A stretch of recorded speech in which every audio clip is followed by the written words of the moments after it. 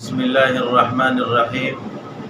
عزتمندو تاسو د دې ملګری دا خبره اورئ، د دې نه پس بیا تاسو سره څه خبرې ما په ذهن کې د دې ذمہوار اصل کې په نن سبا زمانه کې دوه کسان ډیر زیات دي، دا یو عمران خان او یو مولانا فضل الرحمن. نن سبا زمانه کې د ډاکټر حافظ صدیقی په جیل کې د اوسېدو غټه وجه چې دا هغه مولانا فضل الرحمن او عمران خان دي. دا غي وجه دا ده چې عمران خان نن سبا د پاکستان په 80-90% عوام باندې مکمل حکمرانی کوي، مکمل د دې لیډر دی.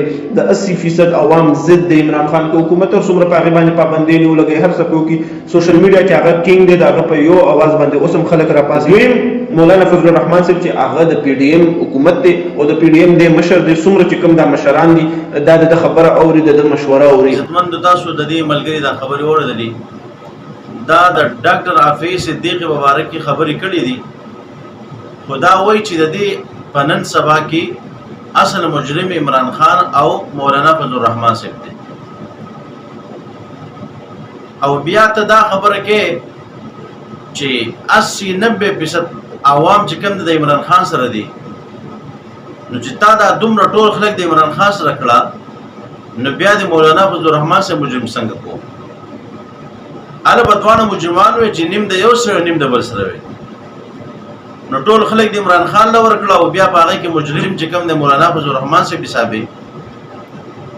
نو اصل کې چا چې د ظلم زیاتې کړي دي، کاغن په دنیا کې او کاغه چې کوم د په قبر کې دي، هم هغه خلک چې کوم د داغه سزا مستحق دي چا چې دا کار کړی دی، او الله رب عزت بوله داغه سزا ورکړي.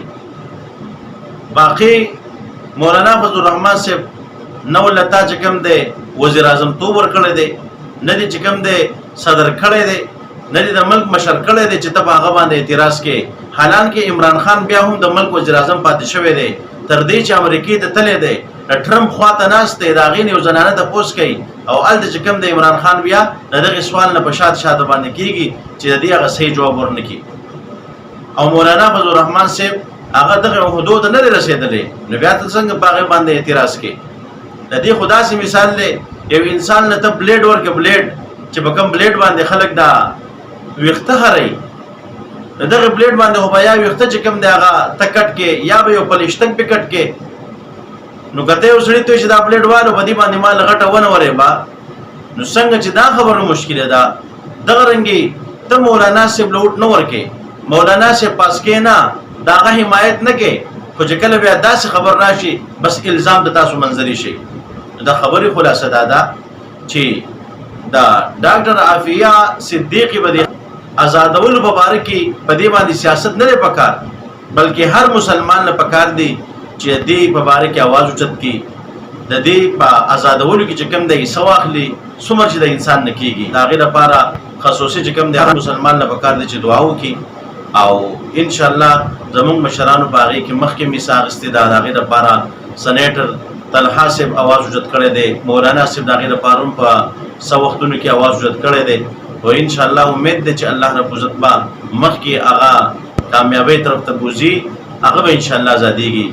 او داسې نه دی کول پکار چې ته کله وایې دا کس مجرم دی او دا مجرم دی.